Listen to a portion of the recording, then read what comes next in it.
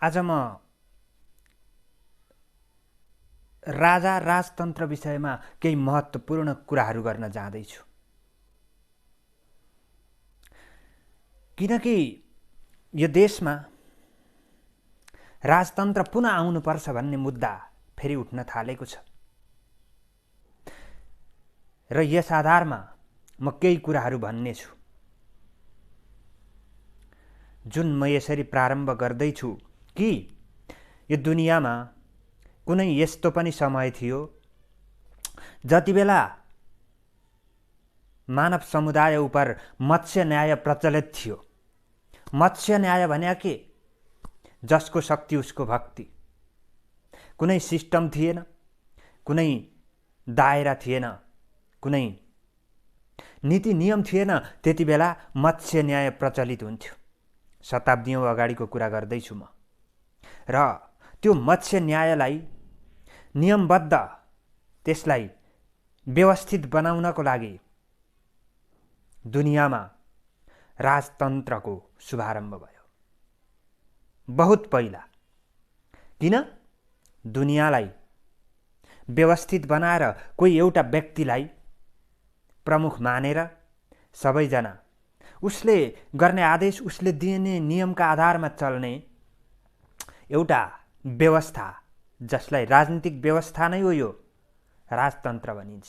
हो, राजा कसैलाई राजा मान्ने, बहुसंख्यक मान्छेले राजा मान्ने र त्यसले कसैलाई अन्याय नहुने गरी काम गर्ने, यो अवधारणा अनुरूप दुनियाँमा राजतन्त्र, राजाको शुभारम्भ भयो।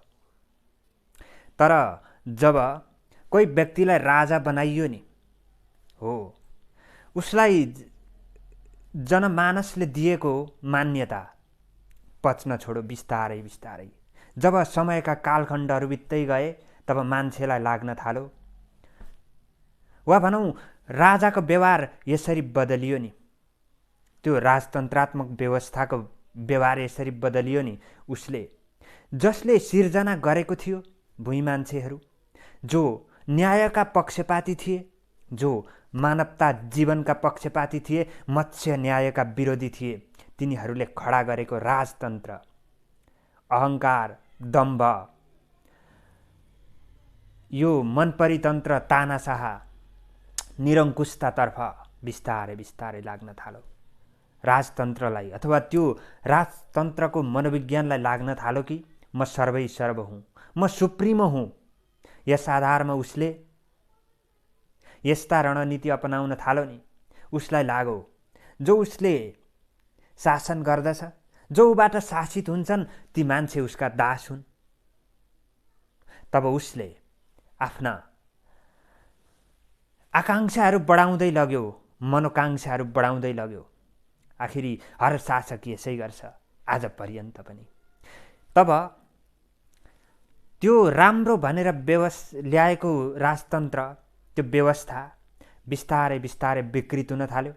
हो, विकृतिको चरम चुलीमा पुगेपछि दुनियाँका देशहरूमा राजतन्त्रका विरुद्ध, राजाशाहीका विरुद्ध त्यसले उसको अहङ्कारी मनोविज्ञानको आधारमा गर्ने कृत्यका विरुद्ध जब मान्छेहरूले अर्को शासन व्यवस्थाको खोजी गर्न थाले नि, तब उसले आफ्नो लागि सुरक्षाका उपायहरू अपनाउनु पर्ने अवस्था आयो। हो, त्यति बेला उसले जनताहरूलाई दमन गर्यो। दमनले झन् त्यो ज्वारभाटालाई यसरी उछाल्यो नि, दुनियाँमा बिस्तारै बिस्तारै राजतन्त्रहरू समाप्त हुन थाले। अर्को नयाँ शासन व्यवस्थाको खोजी हुन थाल्यो। यो समयक्रम यसरी बित्दै जाँदा, हो, राजतन्त्र त्यसरी सुरुवात भएको थियो र त्यसको मनोविज्ञान विकृत हुन थालेपछि बिस्तारै बिस्तारै दुनियाँबाट त्यसरी समाप्तिको यात्रामा राजतन्त्र भन्ने राजनीतिक व्यवस्था आज सबैतिर व्याप्त छैन जसरी उहिले थियो। आज केही सीमित ठाउँहरूमा राजतन्त्र, त्यो पनि संवैधानिक रूपमा, कहीँ कहीँ एब्सोल्युट मोनार्की सुन्न पाइन्छ। हो, ती म विकृतिको कुरा गर्दैछु हामीले, अथवा मानव सभ्यताले मानव समाजले राम्रो व्यवस्था भनेर ल्याएको राजाशाही राजतन्त्रमा यस्ता यस्ता विकृति हुन थाले नि। राजा भएका राजा हुने मान्छेहरू यति नियम बाहिर जान थाले, यति निरङ्कुश हुन थाले नि। गाउँमा, समाजमा, दुनियाँमा उसलाई यदि कोही युवती मन पर्यो भने उसले त्यसको कुनै अधिकार हुँदैन। तास बराबर उसले भोग्ने, जबरजस्त आफ्नो सत्ताको बलमा ल्याउने, दासी बनाउने, भोग्ने। आखिरी यस्ता भ्रष्टीकरणमा राजतन्त्रहरू, राज संस्थाहरू लाग्न थाले। यो म कुनै कहानी कल्पना भनिरहेको छुइनँ। सामाजिक जीवनमा घटेका घटनाहरू जुन यो देशमा पनि कुनै बेला घट्दथे। मानिसहरूलाई यो कुरा बिजाउन सक्छ, लेकिन सत्य हो। आज म प्रमाणिक रूपमा त पेश गर्ने छैन, तथापि जहाँ राजतन्त्र हुन्छ नि त्यहाँ कतिपय फिल्महरू मैले देखेको छु। त्यस आधारमा पनि भन्दैछु कि राजतन्त्रको मनोविज्ञान कसरी विकृत भयो। मनोविज्ञान विकृत हुँदै हुँदै हुँदै राजतन्त्रहरू यसरी समाप्त हुन थाले नि। आज दुनियाँमा नयाँ व्यवस्थाको खोजी हुने क्रममा अरू व्यवस्थाहरू आएका छन्। ती व्यवस्थाहरूको बारेमा छुट्टै चर्चा गर्नुपर्ने हुन्छ। तर म यहाँ राजतन्त्र, त्यसमा पनि हाम्रो देशमा राजतन्त्र किन अन्त्य भयो, यसको कारण के, म केही आजको राजनीतिक दुनियाँ, आजको डिप्लोमेसी, आजको कूटनीतिसँग जोडेर होइन, केवल राज संस्था किन अन्त्य भयो त्यसको आन्तरिक कारणको बारेमा बोल्न चाहदैछु। हो, मैले यति ब्याकग्राउन्ड भनिसकेपछि अब म भन्छु कि यो देशमा, हाम्रो देशमा राजतन्त्र किन अन्त्य भयो, कसले गर्दा अन्त्य भयो। के मसँग केही सवालहरू छन्। के कोही बाहिरी असहजता, बाहिरी आक्रमणबाट त्यति बलियो सुरक्षा घेरामा बस्ने राजतन्त्र अन्त्य हुन्छ भने वा भनौँ अरस्तुले भनेका छन् दरबारमा आन्तरिक कलह भएमा पनि समाजमा क्रान्ति हुन्छ। आखिरी यहाँ त्यो नियम लागू हुँदैन? म त भएको देख्छु नि। तब आज यहाँ कोही मान्छेहरू राजाको समर्थनमा लागिरहेको म देख्दछु। तब मलाई भन्न मन लाग्छ, राजा के भएर अन्त्य भएको थियो? के एकाएक आन्दोलन भएको थियो राजाका विरुद्ध? सर्वप्रथम राजाको राजतन्त्रको अन्त्य दरबारभित्रै भएको आन्तरिक कलहका कारण भएको हो नेपालमा। त्यो कलह कसले गर्यो? हामी जनताले? त्यो इतर रहेका बाहिरी राजनीतिक दलहरूले गरे? मैले यसो भन्दै गर्दा मलाई राजनीतिक दल परस्त भन्न सक्छन् मान्छेले। हो, यो सत्य हो कि जब राज दरबारमा आन्तरिक कलह भयो नि, त्यसपछि खास आधारभूत रूपमा राजतन्त्रको अन्त्य भएको छ। यसलाई म आज डिप्लोमेसी, कूटनीतिसँग जोड्दिन भनेर मैले अघि भनेको छु। यसर्थ म भन्दैछु, नेपालमा राजतन्त्र किन अन्त्य भयो? दरबारमा भएको आन्तरिक कलहका कारण। राजा असक्षम भएका कारण। किन असक्षम? आफ्नो सुरक्षा, त्यति सुरक्षा दस्ताको बीचमा बसेर पनि आफ्नो सुरक्षा गर्न नसक्ने राजा आखिर अब कसले सुरक्षा गरिदिने? जहाँ जनतालाई जान सख्त मनाइ थियो, जहाँ अरू व्यक्तिहरूलाई जान सख्त मनाइ थियो, 24 घण्टा त्यति बेलाको शाही नेपाली सेनाले पहरा दिन्थ्यो, तब पनि राजा सुरक्षित हुँदैन भने आफै असुरक्षित भएर समाप्त भएको राजाले यो देशमा फेरि